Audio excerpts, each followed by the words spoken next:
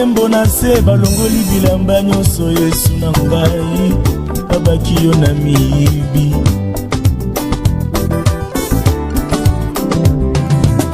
nalola oshingama na banje na se banjingi yo na miyibi Yesu na ngai nzoka yende mokonzi moto bazoboma nzoka yende mwana mokonzi oyo babeti sete yende moba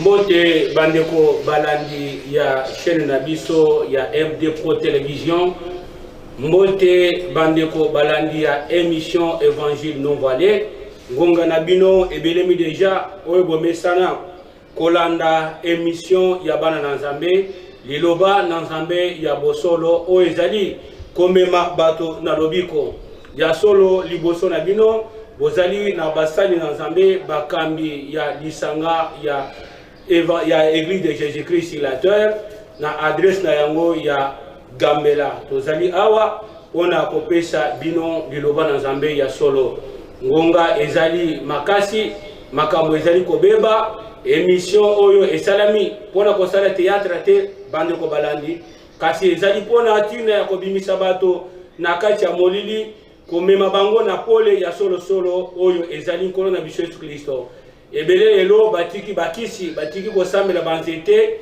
kasi lelo bazali kolata bafoto ya bato na kingo nyonso wana ezali pona kozanga koyeba na kososola vérité ya loba na Nzambe ya solo liboso na bino ezali wa bino musali na Nzambe Claude Kalombo na tambolinga moko te tozali na pasteur na biso wazali mupanzi nanga Oscar Kabeya na banzi ete na sima ya kamera tozali na ndeko na biso Kabeya donc junior ye azali wana pona kobungisa bason kitoko makasi pe image ya malamu kwete boyeba na kolanda biso na banzi ete soki olingi pe o participer na biso na kati ya émission numéro na biso ezali affiché na se ya etandike pe tozali na chaîne na biso YouTube soki okomi koma Évangile non voilé Kin TV na banzi ete okoyeba na kozwa biso tokoyeba na kopartager ensemble ba émission na biso eza na kati kuna okomona liloba na Nzambe ezali kote yama liloba ya Nzambe ya solo solo na banzi ete tozali koleka na mama likambo na biso oyo komami déjà na se ya bitandelikie na bino ezali mama likambo motuya makasi oyo wape esengelinga na yo toyeba na kopartager zokande na makambo na Nzambe tozali na basi mibale esengelo sosola yango mokolo mwalelo Bible ezali ko recommander yo oyeba na kozala derrière toujours la parole du Seigneur pona tine ya kososola connaissance volonté na Nzambe yamboto kende na botangi ya makomi tozali kosenga na pasteur na biso Oscar Kabeya azali kosambela Nzambe. Oui, tozali kobondela kolo na biso Yesu Kristo lokumu masanjoli kembo ezonge pa ina yo kwete lelo pe ondimi na tinete tozala liboso ya bana na yo na tina ete bayeba na kolanda liloba oyo ya sango malamu ya bokonza likolo ya solo tozali kokaba banso na loboko na yo oyo bazali bisika nyonso bazali kotalisama kolo sunga bango na tina ete opesa bango boyoki malamu na tina ete bayoka liloba ya sango malamu ya bokonza likolo na tina ete liloba yango nde ekangolaka nde bikisaka yeba na kosunga bango tika ete nyonso tokabi na loboko na yo na komona Yesu Kristo amen. Amen. Merci beaucoup musali na Nzambe pona libonde limalam na banzi ete tokozwa makomi na biso ya liboso tozali na Galate mukanda ya Galate chapitre 4 verset 30 à 31 tozali kolanda. Oui, nous lisons le livre de Paul à Galates chapitre 4 verset 30 à 31, nous lisons au nom de Jésus-Christ. Amen. Mais que dit l'Écriture? Chasse l'esclave et son fils, car le fils de l'esclave n'héritera pas avec le fils de la femme libre. C'est pourquoi, frères, nous ne sommes pas enfants de l'esclave, mais de la femme libre. Point versé. Merci beaucoup, Moussa Nzambe. Nabanzi ete ezali liloba na Nzambe eteyami na munoko ya ntomo Paul azali koloba ete makomi ezali koloba nini makomi ezali koloba ete bengana mwasi ya mowumbu na mwana na ye. Pamba te mwana ya mwasi ya mowumbu akoki kokabola bomengo ya tata te elongo na mwana ya mwasi ya bonsomi. C'est-à-dire Tomopol azali ko présenter biso basi mibale na kati ya makomi. Azali ko présenter mwasi ya liboso azali mwasi ya mowumbu. Mwasi wana pe azali na mwana na ye ya mobali. Si wazo ko présenter biso mwasi ya mibale ezali mwasi monsomi. Pe mwasi monsomi azali pe na mwana na ye se moko. Ye Bible ezoloba ke wana ye nde azali na ndingisa ya kozwa bomengo ya tata. Parce que ye azali mwana ya mwasi ya bonsomi. Me Bible ezoloba ke bengana mwasi ya mowumbu kashi kotika mwana na ye te. Tango ko bengana mwasi ya mowumbu bengana na mwana na ye. C'est-à-dire na kati ya Biblia tozali na basi mibale. Siko motuna ya mama likamona biso ezali koloba ke yo ozali mwana ya mwasi nini. Soki ke ozali mwana ya mwasi oyo ya bonsomi yeba ke okozwa bomengo ya tata elongo na tata na yo. O wapi asili na kozana mama na yo oyo azali monsomi. Mais soki ozali mwana ya mama uto ya mwasi oyo azali mowumbu, Bible ezoloba ke bengana mwasi ya mowumbu elongo na mwana na ye. Mais Tomopol azali koloba ke kasi biso ba chrétien tozali bana ya mwasi ya mowumbu te. Kasi tozali bana ya mwasi ya bonsomi wete toyeba na kozwa libula to héritage ya tata. Bande ko balandi ezali ya motu ya makasi. Zoka nde na kati ya Bible tozala basi mibale. Soki olobaka ke ozalaka mwana nzambe mituna nano soki obumi na ligne ya mwasi nini. Puisque soki ozolobaka nazali mwana na nzambe c'est bien. Kasi ozali mwana ya mwasi nini. Na banzi ete na ba famille tozala na ba mama, okozala 3e, okozala 4e, okozala 5e. Ce n'est pas le problème.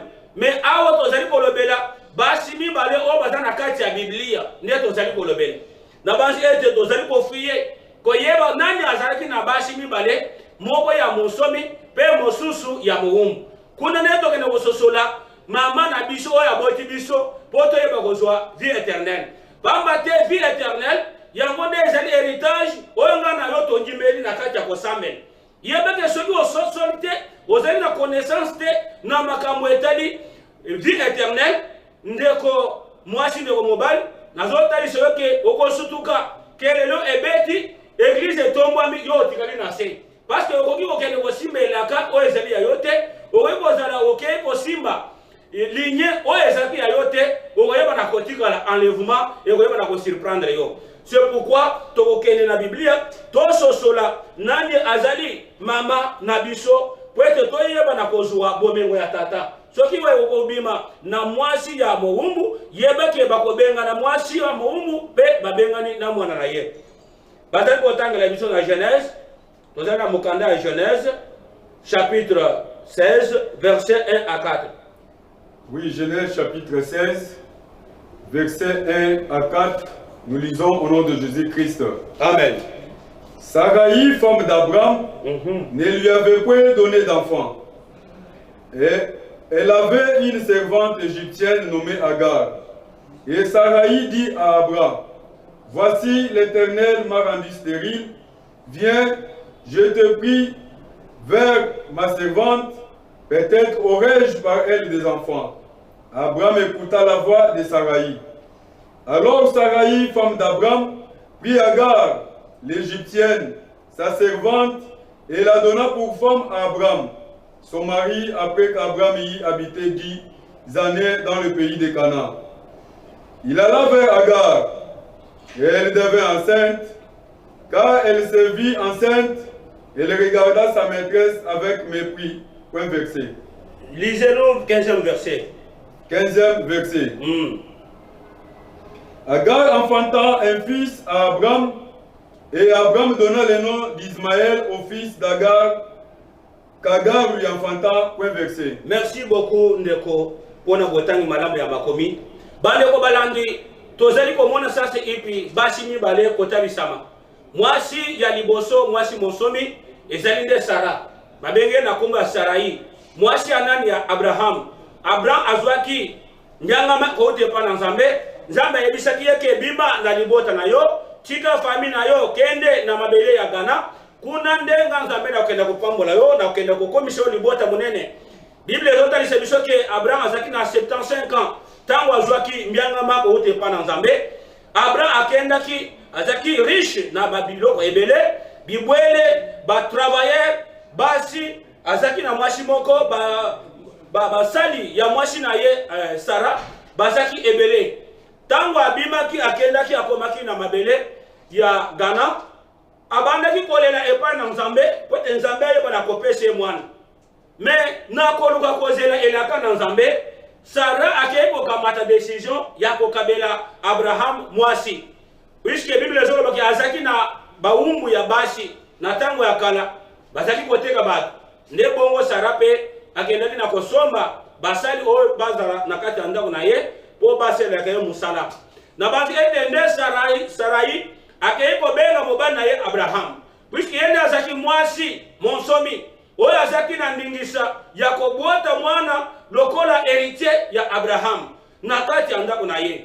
Mais alobike lokola elaka na Nzambe ezali komela Nzambe mutu akomisi ngai mwasi egomba. Esengeli ozwa musali na ngai esclave mutu ya musali na ngai ya mwasi na kombo ya Agar. Ayeba na kobote leo mwana komisa biso pe tozwa héritier na ndako na biso. Bande ko balambi ya émission Évangile non voilé, émission ya vie éternelle. Ne Abraham ayokaki maloba ya Sarah. Mais loko ezo sepelisa ngana maloba ya Sarah. Sarah kene ko mona batata mwasi te bato basimbaki mabota na ye. Puisque na tango alelo soki mutu asomi mutu kate bazobundisa ye. Bila keli mabe ya famille. Mais Sarah lobi que c'est l'Éternel, Dieu qui m'a rendu stérile. Qui peut prononcer ça? Ce qui a zali musambe de Jésus Christ. Ça c'est une connaissance unique, seulement réservée aux enfants de Dieu. C'est pourquoi bande ko balandi tozali komona Abraham ko kende pa mwasi mo wumbu Agar ko boti saye mwana ya mobali na kombo ya Ismaël. Wana tomoni déjà Agar mwasi ya mo wumbu abotaki yambo mwasi ya bonsomi. Yende aye ko bota, mais mwasi ya bonsomi atikali na ye egomba azali ko bota te. C'est pourquoi bazali ko tangela toujours makomi tolanda makomi ezali ko lobani. Toujours na Genèse bazali ko tangela biso Genèse chapitre 21 verset 1 à 5. Genèse chapitre 21.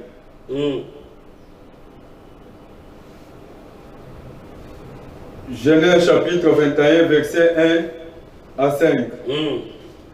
L'Éternel se souvint de ce qu'il avait dit à Sarah, et l'Éternel accomplit pour Sarah ce qu'il avait promis. Sarah devint enceinte, et elle enfanta un fils à Abraham dans sa vieillesse, au temps fixé dont Dieu lui avait parlé. Abraham donna le nom d'Isaac au fils qui lui était né, que Sarah lui avait enfanté. Abraham circoncit son fils Isaac, âgé de 8 jours, comme Dieu le lui avait ordonné. Abraham était âgé de 100 ans à la naissance d'Isaac, son fils. Point versé. Merci beaucoup, Ndekopona Botangi Malamu ya Biblia.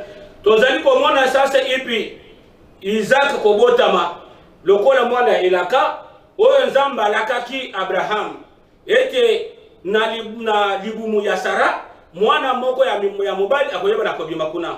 Bande ko balandi ya émission Évangile non voilé. Bible ezolo bake Nzambe akanisaki Sarah. Wana tozongi na Genèse chapitre 17. Nzambe ebisaka Sarah ete na eleko lokola oyo. Lokola na sili koleke epa na yo. Na li, na tondi, na sentir ke ozali mwasi ya motema malamu. Na ngonga lokola oyo Nzambe na kozonga. Pona koya komona mwana o Sarah yo koyeba na komema. Bible ezolo bake Sarah kendaki na koseka makasi. Alobike etika ezali misunya ngombe oli ne ezali kolobise bongo. Zoka nde Nzambe azaka fidèle na liloba na ye. Aboya ka liloba na ye te kasi batu nde baboya ka Nzambe. Bande ko balandi Bible ezolo bake Abraham asutuki boye Sarah akomi na zemi. Sarah akomi na zemi tango aboti Abraham apesi mwana kombo na ye Isaac. C'est-à-dire sujet de rire. Tango mutu nyonso ako apprendre que Sarah kendaki na komelisa mwana na âge ya 75 ans mutu nyonso akoyeba na koseka. C'est pourquoi babenge na kombo ya Isaac. Isaac azaki mwana o nzambe alakaki Abraham. Abimi na libumu ya Sara mwasi ya bonsomi. Mais tozali komona mwasi mususu ya Agar yende abotaki yambo azaki mwasi ya mowumbu azaki mwasi ya bonsomi te. Bande ko balandi tozali komona sasa ipi na verset 8 batangela biso jusqu'à 12. L'enfant grandit et fit ses vrais. Wana Isaac abandi ko kola likambo yango wana siko ezobima. Et Abraham fit un grand festin le jour où Isaac fit ses vrais. Sarah vit rire le fils qu'Agar, l'Égyptienne, avait enfanté à Abraham. Et elle dit à Abraham, chasse cette servante et son fils, car le fils de cette servante n'héritera pas avec mon fils, avec Isaac. Cette parole de plus fort aux yeux d'Abraham, à cause de son fils. Mais Dieu dit à Abraham, que cela ne déplaise pas à tes yeux, à cause de l'enfant et de ta servante. Accorde à Sarah tout ce qu'elle te demandera, car c'est d'Isaac que sortira une postérité qui te sera propre, point vexé. Merci beaucoup, Moussali Nanzambe, pour la botanie, madame la Biblia. Awo tomoni bashi mibale ya mowumbu na mwasi ya bonsomi. Il s'agit ya Agar na Sarah. Bango nyonso bazaki bashi ya Abraham. Na kati ya Abraham ebimi batololenge mibale. Ebimi bana mibale. Ezali na mwana ya mowumbu, ezali pe na mwana ya mwasi ya bonsomi. Olobaka ngana za mwana ya Elaka, na za mwana ya Abraham. Esengeli wa mituna mwana ya Abraham ozali koloba obimi na libumu ya mwasi nini. Parce que Abraham azaki na bashi mibale. Ezali na mwasi ya mowumbu. Abimishaki mwana ya Abraham me ya mowumbu. Mususu azaki mwasi ya bonsomi. Abimishaki mwana ya Abraham me ya bonsomi. Puisque je suis la postérité d'Abraham. Oui, la postérité d'Abraham. Sache qu'il y a en Abraham, nous avons trouvé des postérités. C'est pourquoi Bandeko Balandi a émission Évangile non voilé. Bible dit que tango Isaac abandi kokola, maman na ya zaki komelisa ye. Mais lokola mo be sanonet na Congo awo. Je pense que ceux qui moi na seli ata bambule mibale, il faut bakate mabele. Amela kalisusu te akomi kolia siko fufu kwanga biloko makasi. Ne Bible zolobake Abraham tena kosalisa feti munene. Lokola abotaki mwana wana na santa, c'est-à-dire que Isaac azaki leki ya Ismaël na ekari ya 10 ans. Mais tango amabazaki komela kokola akomishi lokola 2 ans, c'est-à-dire akomishi lokola 12 ans, c'est-à-dire que mwana na ye to grand frère na ye azaki déjà na 12 ans. Ismaël akomaki déjà na 12 ans, mais Isaac azaki na 2 ans. Ne Ismaël abandi koseka. Pourquoi abandi koseka? Azali kotala ba fissure elongi ya mama ya Isaac et nuni déjà. Ne azali kotala âge ya mwana, azali kotala ya mama abandi koseka. Akufina koseka. Ne kene ko pesa Sarah donc idée ya kobenga na mama na ye. Ne akei ko simba Abraham. Alobi ki Abraham ko banda lelo na sengi na yo ete obenga na mwasi ya mowumbu na mwana na ye. Pourquoi? Parce que mwana ya mwasi ya mowumbu abandaki koseka mwasi ya bonsomi. Nde alobi benga na ye libela na lingi komona bango te. Parce que mwana ya mwasi ya mowumbu akoki kosangola libula te elongo na mwana na ngai Isaac mwana mwasi monsomi. C'est pourquoi bandeko balandi ya émission Évangile non voilé. Yango nde ezali kosala mama likambo na biso. Soki ozali mwana ya Abraham eza mabete, mais sengelo mituna ozali ya Agar to ozali ya Sarah. Soki ozali ya Sarah yebeke ozali lokola Isaac okozali héritier, mais soki okozali lokola Ismaël yebeke yo okolongwa na ndako okoyeba na kosangola libula te. Wana ezali loba na Nzambe tozali toujours sima ya makomi. Bible ezolobake tango Abraham ayoki makambo wana abandi koboya alobi ke jamais mwana nga na bota na ko benga na yete. C'est pourquoi balandi ya émission Évangile non voilé. Bible ezolobake Abraham kende koyoka malobo wana mabe makasi na matoi na ye. Nde Nzambe yebisieke komona ngo mabete ya kobenga na mwasi ya mowumbu na mwana na ye. Pamba te malobo wana Sarah yebisio ezali ya solo. Yo sala lolenge Sarah yebisi yo. Nga Nzambe nazali Nzambe na kosala kaka bobele na mwana oyo na sili na kopesa mwana ya elaka wana nani Isaac parce que abotabaki na mwasi ya monsomi na banzete eza ya motu ya makasi bakotangela biso toyoka sikoyo basi wana mibale Sara azaki kolimbola nini Agar azaki kolimbola pe nini puisque okoki koyoka tozolobela Sara na Ismael yoke ekomona kaka bato ya se ya mokili oyo bazali kotangela biso mukanda tozali kozonga na Galates chapitre 4 verset 22 à 23. Oui, Galates 4, 22 à 23. Car il est écrit qu'Abraham eut 2 fils, un de la femme esclave et un de la femme libre. Mais celui de l'esclave naquit selon la chair et celui de la femme libre naquit en vertu de la promesse. Merci beaucoup.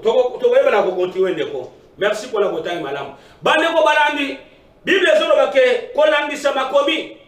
Makomi ezako préciser que Abraham abotaki bana mibale. Moko ya mwasi ya monsomi, mosusu pe ya mwasi ya moumbu. Bible ezolobake moko oyo abotami na ndeko ya mwasi ya moumbu, abotameki na lolenge bato nyonso bazali kobotama. C'est-à-dire que dans mokili tobotama kandenge moko tendeko. Il y a ceux-là qui sont nés à l'image de Dieu. Na ba musupe bazali kobotama na image ya nyoka Satan zabolo. Ne okomona ba esalele ya makambo na ye esalaka kaka mabe.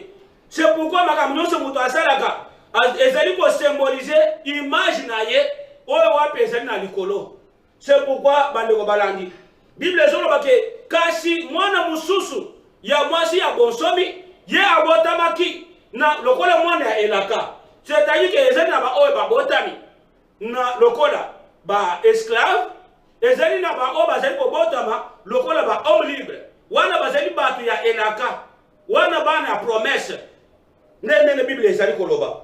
C'est pourquoi Bible ezoloba nini lisusu bien aimé na toujours Galates chapitre 4 na verset 24.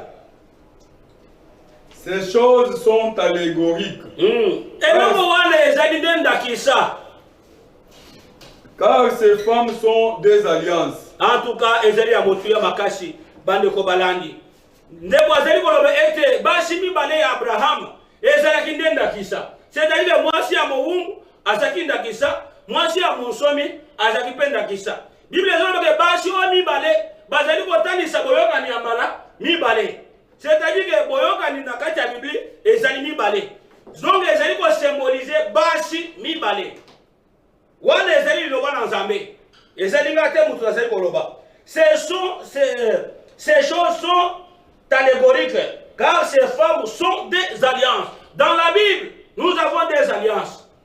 C'est pourquoi Abraham, Nzambe abengaki ye, il fallait Abraham abala basi mibale. Lelo yo pe oza polygame. Na yebite mwasi na yo azoli mbula nini. Azali exemple ya nini. Puisque ozali ko imiter Abraham. Olobi ke Abraham azali polygame. Yo pe bala.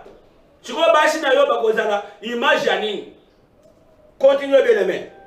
L'île du mont Sinaï. Mwasi moko azalaki kotalisa alliance ya ngomba ya Sinaï. Enfantant pour la servitude, c'est Agar. Ah, gloire soit rendue à Dieu vraiment. C'est-à-dire que mwasi ya moumbu Agar, ye azalaki nde ancienne alliance. Oye salamaki na ngomba ya Sinaï. Bande ko balandi ya émission évangile non voilé. Bino bato bozali tango tozali koteke ancienne alliance esukaki bozali konyimele bisote. Mais yoka ndenga Bible ezali koloba ke Agar mwasi ya moumbu ye azalaki nde ancienne alliance. Azali na kisa ancienne alliance oyo esalamaki na ngomba ya Sinaï. Ye tango abotamaki na bana azali kobota bazali kokende wapi na moumbu. Wana la Bible est claire. Soki ozali konyimela ancienne alliance, c'est-à-dire que obotami epa ya mwasi ya moumbu. Kuna okobotama direction na yo eza na servitude. Ne komona basangani bazotanga mibeko ya Moïse du matin au soir, mais soki otali bango bilakeli mabe ezala kati na bango. Pourquoi? Bango nyonso bazala ba esclave. Verset 25. Car Agar c'est le mont Sinaï en Arabie. Et elle correspond à la Jérusalem actuelle qui est dans la servitude avec ses enfants. C'est-à-dire que Agar azali ngomba ya Sinaï oyo eza na mboka ya Arabie. Bible ezoloba ke ezali kolakisa Israël oyo wapi azali na kati ya bowumbu kilo lelo. Lelo bato bakendaka na Israël koloba ni oh les dieux d'Israël, les dieux d'Israël, les dieux d'Israël. Auto zoloba Bible ezoloba ke Israël wana Jérusalem yena bana baza wapi na kati ya bowumbu. Chikoyo komona lelo bato bazali kosala ba prière ko invoquer les dieux d'Israël. Net nzambe atambola lisusu na Israël lelo. Non, Dieu est devenu le Père de tous ceux qui croient en lui. C'est-à-dire que non, au bel ensemble à Israël, au talami tala côté moi c'est zobima, invoquer ensemble 2 ou 3 réunis, je serai au milieu d'eux. C'est-à-dire que ce que vous savez na konga Yesu à cause de l'elongo na bino. Na komi nzambe na biso nyonso. Bible zoloba ke Israël azali na kati ya bowumbu. C'est-à-dire quoi? C'est-à-dire que bana Abraham abotaki na Sarah na nzoto oyo. Bien aimé, ezalaki te posete nzambe azalaki kolobela. Tango abengaki Isaac ke azali mwana elaka, nzambe azalaki komona Isaac te. Azalaki komona nkolo na biso Yesu Kristo. C'est pourquoi Bible ezoloba ke bana Isaac nyonso abotaki. C'est-à-dire bakendaki kozwa maloba ya alliance na ngomba ya Sinaï. Lokola bakendaki na ngomba ya Sinaï. Zoka ngomba ya Sinaï ezali nde Agar mbala moko bayeko botama na mwasi Agar wa azali ancienne alliance direction servitude. Wana nde makomi ezali koloba. Bakomi bawumbu. C'est pourquoi Israël tango Yesu ayaki azoyebisa bango ke soki bo demere na liloba na ngai na Jean chapitre 8 verset 33. Soki bo kangami na liloba na ngai bokokoma bansomi. Bokoyeba vérité pe kopesa bino bonsomi. Balobi ke biso tozali bana Abraham.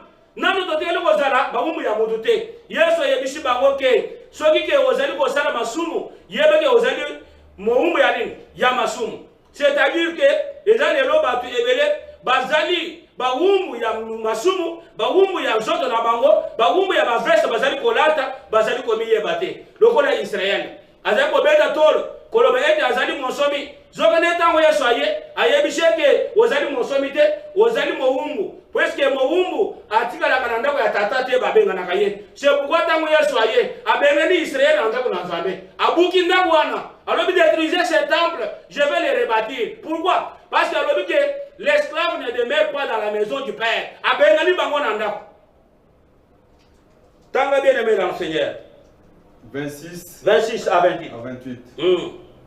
Mais la Jérusalem d'en haut est libre. Alléluia. C'est notre mère. Amen. Car il est écrit, régis-toi stérile, toi qui n'enfantes point, éclate et pousse des cris, toi qui n'as pas éprouvé les douleurs de l'enfantement. C'est-à-dire que Sarah a représenté Jérusalem céleste. Ne maman nabiso.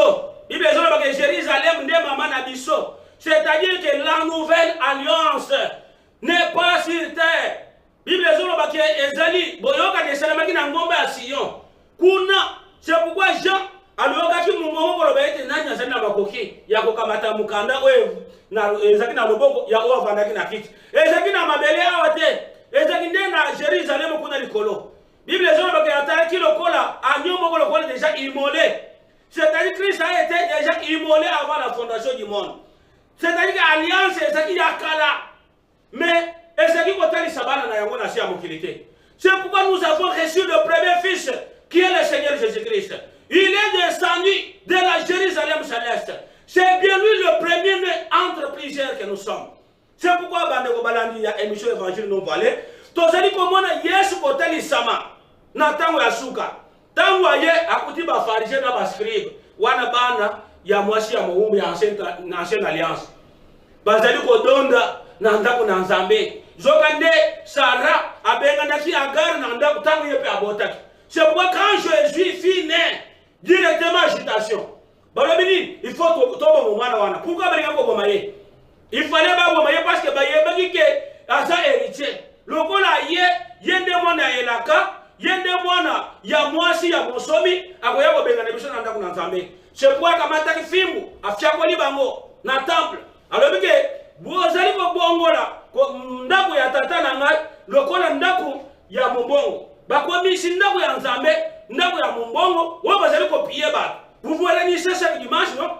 Bokenda ko sambela Nzambe, Moutazui, Batou, na 50 personnes à l'église, Akayeko Kabata Moutou Kaya Batou à 20 000 $. Ni nous, Nazana Disanga Nangai, Moyibi. Vous allez fuir. Ça, c'est la parole de la vérité. Sache qu'il est le prédestiné de Dieu. La vie éternelle. C'est pourquoi il y a un cri venant de Sarah. Alors, désormais, le Seigneur Ismaël, le Seigneur est venu, bien aimé dans Seigneur. Il a crié dans Luc chapitre 7, verset 16. Alors, la loi et les prophètes ont subsisté jusqu'à Jean. Dès lors, c'est le royaume de Dieu qui est annoncé. C'est-à-dire que l'ancienne alliance, nous voyons la loi. Et ces enfants sont les enfants d'Israël, les pharisiens et les scribes. Désormais, je deviens maintenant le souverain sacrificateur. Non de l'ordre selon l'ordre d'Aaron, mais selon l'ordre de Melchisedec. C'est-à-dire que Moïse a l'obacité que Nganzambe ya Jida. Mais hier, ailleurs qu'on kamata Nganzambe Aaron, a kamati yango na makashi parce qu'il était le fils. Mohamed Elaka, yende wana zaki prédestiné pour son héritage ya tata na ye. Tant wa kamati Nganzambe, makambo nyonso est changé. Hébreux 9:12. Les sacerdoces étant changés, il y a nécessairement changement de la loi. C'est-à-dire que makambo nyonso est changeable. Sur la croix, quand il a crié, Père, tout est accompli. Voilà les salini. Et Pasuki n'attend. Pourquoi voilà les Pasuki n'attend?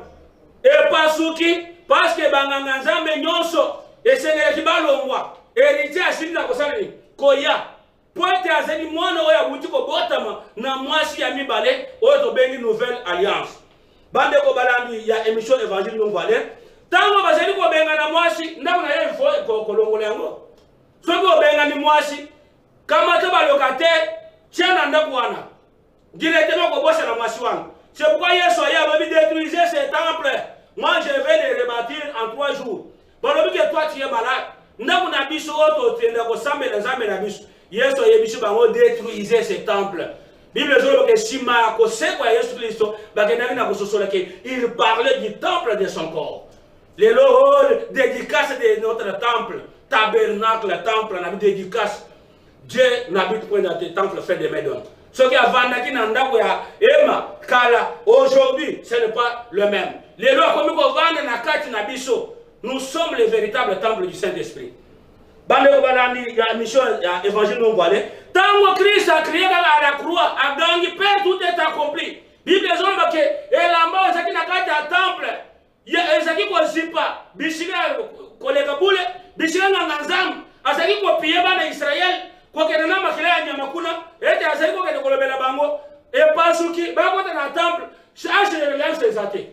Oh, mais nganzam ba kandaki au na makila zoko takuna. Arche de l'alliance était il fallait ebunga parce que Jérémie chapitre 3 verset 16 a prophétisé déjà. Alors que Israël t'a mon comme ebelé. Yebeke ashe le lianse kobunga bako kanisa isu yango na mutute pe bako sala mususu neto wana te bato bako bosana puisque nzamba pesaki elaka wana ashe bunga ki mwasi ya liboso mwasi ya muumbu esengeki abunga Genèse chapitre 21 verset 14 Bible zona ke tango babenga ni Sara Agar na mwana na ye bunga tango elamba voile ezaki na temple ki na ko se déchirer. Tozali komona ete arche ezalaki te. C'est-à-dire que Banganzambe bavandaki kuna na kati vide. Arche alliance ezalaki te ancienne alliance. Mais tozali komona ete mwasi Agar, utamele Genèse chapitre 21 verset 14, yepe abungaki na kati ya désert. C'est pourquoi tango Yesu aye, alobi que la loi et les prophètes désormais kobanda lelo ezali bokonzi na Nzambe ezali koteyama. C'est-à-dire que basa koni nyonso Basakibana dans Zambete. Kolandise Hébreux chapitre 3. Bible zoloba que Jésus-Christ, Moïse était dans la maison de Dieu comme étant un serviteur. Mais Jésus, il est comme étant fils de Dieu. C'est-à-dire que Basali Nyonso, Basalaki dans l'Ancien Testament, Basalaki va hériter. C'est pourquoi Dieu a toujours eu un seul fils qui est le Seigneur Jésus. Ce qui est là, Basali Kobenga Biso que Tozali Bana dans Zambé, quand Dieu regarde, il ne voit pas plusieurs fils. Il voit seulement le Seigneur Jésus. Mais nous composons le corps de notre Seigneur Jésus. C'est pourquoi Paul, Hébreux chapitre 12, alors que tozali babinama nanzote encore na biso Yesu Kristo. Yesu azaka na mwana moko. C'est pourquoi Josué, Oki, et le prophète Jérémie, bango nyonso bazaki basali na ndako ya Nzambe. Il fallait battre les mains. Maintenant c'est le temps du fils. Yende azali héritier pour na kokamata libula. Oyo wapi il fallait azwa parce que abotami na ndako ya Mwasi ya Monsomi, ezali nouvelle alliance. C'est pourquoi bandeko balandi ezali ya motu ya makasi. Siko pona kosangola libula tokosala ndenge nini? Tomonike Nzambe azali na mwana se moko. Tokosala ndenge nini? Toyoka nano. Et Romains chapitre 4, 13e verset à 14. Romains chapitre 4, 13e verset jusqu'au 14e. En effet, ce n'est pas par la loi que l'héritage du monde a été promis à Abraham ou à sa postérité. C'est par la justice de la foi. Bande ko balandi, Bible est claire. Bible est zolobaké, ezali utamela. Ko botoshi ya mibeko ya Mose te, o Nzambe kendeki na kosala elaka epa ya Abraham. Pote ayeba na kozwa héritage ya mokili mobimba. Puisque yebisaki yeke omuli mabele nyonso ya Ghana na kopesa yo. Na kopesa ngo ya epa ya postérité na yo. Tozali komona Abraham kondima makamwan ezaki na mobeko ya Moïse te. Ne Bible ezolobake o héritage o tokoyeba na kozwa ngo na mibeko te. Puisque na mibeko héritage on epesamaki te. Epesamaki na bosembo o ezali kouta na nzela ya kondima. Or que la foi vient de ce qu'on entend. Et ce qu'on entend vient de la parole du Seigneur. Et c'est de la parole de Dieu. Puisque Moïse peut abimissaki malobanaye. La loi ce n'est pas la parole de la grâce. C'est pourquoi Bible zolobake elaka ezali ko uta na kondima na nzela ya ngolu. C'est-à-dire qu'Abraham avait trouvé grâce na mis na Nzambe. C'est pourquoi Nzambe kendaki na kopesa elaka ya kopeseye bomengo nyonso ya Ghana. Or, argent, mabele nyonso wane kokoma ya yo, c'était par la parole de la foi. Ezaki na nzela ya mibeko te. C'est pourquoi Bible ezolobake ezaki na nzela ya mibeko te, oyo elaka esalamaki. Ozoni me la vie éternelle, otoko na elaka, na fête ya 1000 ans, na elongo na Yesu, avec la parole de la loi, jamais. Batangela biso le verset 15. Le verset 14. 14e verset. Car si les héritiers le sont par la loi, la foi est vaine et la promesse est anéantie. C'est-à-dire que c'est-à-dire que les lots, ceux qui vont continuer à côté les 10 commandements. Oh, Moïse monta à la montagne. Moïse a fait ceci, cela. Nous avons un prophète puissant, bien aimé. Ce n'est pas par la loi de Moïse. Oh, héritage de quelqu'un qui a pêché, mais pas Abraham. Mais c'est que vous avez dans un condiment. Et c'est que vous avez un ngolu, vous avez un salaire qui est. C'est pourquoi la Bible dit que ceux qui est, Mibeko, et c'est na elaka ya bomo ya sekonga na yoto nyimeli lo. C'est-à-dire que grâce au Nzambe, connaissez que soyez nango eza eloko ya pam. Or que la Bible dit que tango yeso botamaki. Jean chapitre 3 verset 7. Dieu a tant aimé le monde qu'il a donné son fils unique. Pour que muto ya konyimele azo bomo. Si vous avez konyimeli yes, tandis que tu pratiques la loi de Moïse, bien aimé, au reçoit vie éternalité. Moïse bakangise monoko. Dans Matthieu chapitre 17, Nangomba. Pierre Azolo, oh non, tout ça le temple mususu pour Moïse, tout ça na mibeko. Yesu Zambé a lobby que désormais le temps de Moïse est déjà passé. Le temps des prophètes est déjà passé. Maintenant nous sommes dans le temps du Fils, l'héritier de la promesse. Yende azaliwana pona kokamata batu kokomisa bango na présence na Nzambe. Bande ko belandi ya émission évangile non voilé. Soki ke mibeko kati na yango soki osaleli yango ozwi libula yeba ke grâce est anéantie. Et vous en avez la Bible dit que la loi a été donnée par Moïse, la grâce et la vérité sont venues par le Seigneur Jésus. Olingo ko misa musala o Yesu sakina kulusu pamba pona nini de nangai. Olingo ko misa musala ko Yesu Kristo yela kina sia mokili pamba pourquoi? en prêchant les choses horribles. Nakoko sakabatu.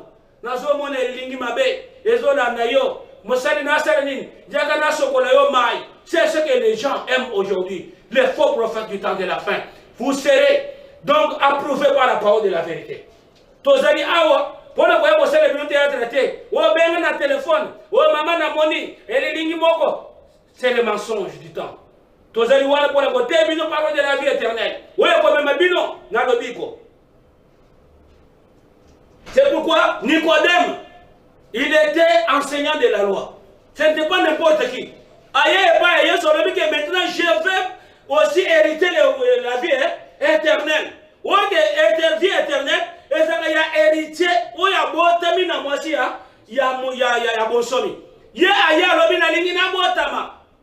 Na lingi na zope vie éternelle. Libula ya mwana bonsomi. Yeso yebiseke désormais. Pona yo kozwa libula wana te. Et koshenga na yo obota mambalabi mi balé. Parce que nous avons des femmes. Soko obota maki na mwasi. Oya saki mibeko. Yeba ke pona bomengo. Ya vie éternelle ya bomo ya seko. Et sengeli obota mambalabi balé. Obota mambalabi balé à travers la parole de la nouvelle alliance. Nemo mi balé. La nouvelle naissance n'existe pas dans la parole de la loi. Mais la nouvelle naissance, c'est seulement dans la parole de l'évangile. C'est là où nous trouvons la nouvelle naissance. Nicodème a dit que mon âge n'a pas c'est-à-dire que lui voyait les femmes seulement les femmes physiques. Or que, moi aussi en tant que parole de l'alliance. Galates chapitre 4, verset 1 à 7. Galates chapitre 4, verset 1 à 7. Or, aussi longtemps que l'héritier est enfant, je dis qu'il ne diffère en rien d'un esclave, quoiqu'il soit le maître de tout. Mais il est sous des tuteurs et des administrateurs jusqu'au temps marqué par le Père. Nous aussi, de la même manière, lorsque nous étions enfants, nous étions sous l'esclavage des rudiments du monde. Mais lorsque les temps ont été accomplis, Dieu a envoyé son Fils, né d'une femme, né sous la loi, afin qu'il rachètât ceux qui étaient sous la loi, afin que nous ressuscions l'adoption. Et parce que vous êtes fils, Dieu a envoyé dans nos cœurs l'esprit de son Fils, lequel crie Abba Père. Ainsi, tu n'es plus esclave, mais fils. Et si tu es fils, tu es aussi héritier par la grâce de Dieu. Point versé. Merci beaucoup, Moussali Nanzambe. D'abord, j'ai été Bible, les autres et ça dit pour les tango héritier, Azania no moke, moi no moke, Azaka nase, qui doit basali, yo basalaka, nandako ya tata na ye. O bagaraka bomengo na ye, ye akozala nase na bango. Mais ce qui est akoli, akoyeba na kozua, héritage na ye. C'est pourquoi le bon Yesu na matalisa makite. Tango abota makipe. Bible les autres bake ba farjela ba skrimu ne ba sako sakananda ko nanzambe. Mais tango Jésus akoli, Bible les autres dans Ephésiens chapitre 2 qui a commis chef suprême de son église. Nanda ko nanzambe lelo mutu musu sazate. Oh papa na biso kolo église. Non, église ça ya mutu te et loko yanga ni yakola biso Jésus Christ. C'est lui le chef suprême de son église. C'est pourquoi Bible les autres bake biso pe tango to zakibana mike. Tozali kotambusa kolandisa eleko uto kolandisa mokili tozali kosala makambo ndenge mokili ezali kokende mais tango tokoli tosoli lobana ya évangile tozali lisusu kuna te na bokamami ya mibeko.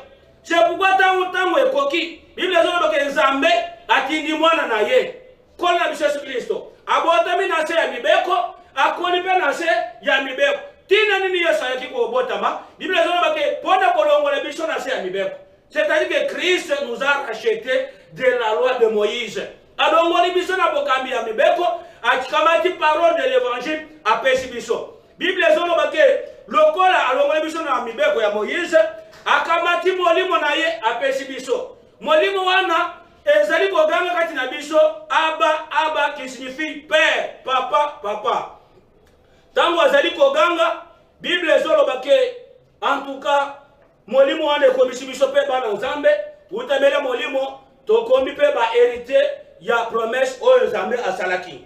C'est pourquoi, Bible dit ainsi, tu n'es plus esclave, mais fils, ainsi tu es fils, qui est aussi héritier de la grâce de Dieu. L'héritage, ce n'est pas la loi, mais l'héritage, c'est par la grâce de Dieu. C'est pourquoi, tozaki kolobela, basi mi bale nakati ya Biblia, yo ozali mwana ya mwashinini. C'est pourquoi bandeko balandi ya chaîne na biso ya MD Pro Télévision Évangile non voilé, tozali déjà nasuka TV ezali ngonga. Po ete ozo molimo na Nzambe, sengeli ozo liloba na Nzambe ya Évangile. Ndeko komisio mwana na Nzambe ya solo solo, ndeko sangola libula ya bomoi ya seko. Na banzi toza na suka, tozali kopesa maloba epa ya pasteur na biso Oscar pour apesa ba communiquer. OK, merci mingi. Vraiment bino bandeko nyonso ebolandi Évangile non voilé émission na bino. Tozali kosukisa na kopesa bino mayebisi biso bayewapi ya église de Jésus-Christ sur la terre oyo na mukuse EJCT. Alors, awa na Kinshasa, tozali na deux assemblées. Assemblée moko ezali na Gambela, na Boussoujano, entre Éthiopie, Gambela, na numéro 31. Horaire, ya kilt na biso, ezali jeudi, 17h juste à 19h. Dimanche, tozala kawana de 9h à 12h30.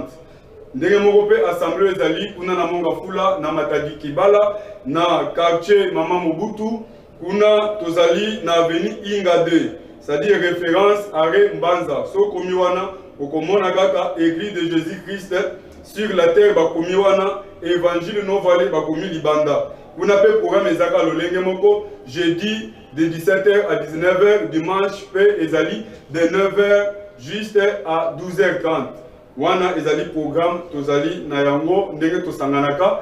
Wana tozali kopesa bino nyonso mbote busili kolanda biso pe topesi basa na Nzambe nyonso mbote pe basantu nyonso ya église de Jésus-Christ mbote kimena nkolo ezala na bino. Bobo sanate kolanda biso na chaîne YouTube Beta Évangile non voilé Kini TV. Okozwa chaîne na biso s'abonner wana pona kolanda mate nyonso kimena nkolo ezala na bino. Mbambote ebele na basali na Nzambe nyonso bao bana province bao baza awa totondi bino botondi na bino nyonso bande ko balandi pona disponibilité na bino kimena nkolo eza na bino.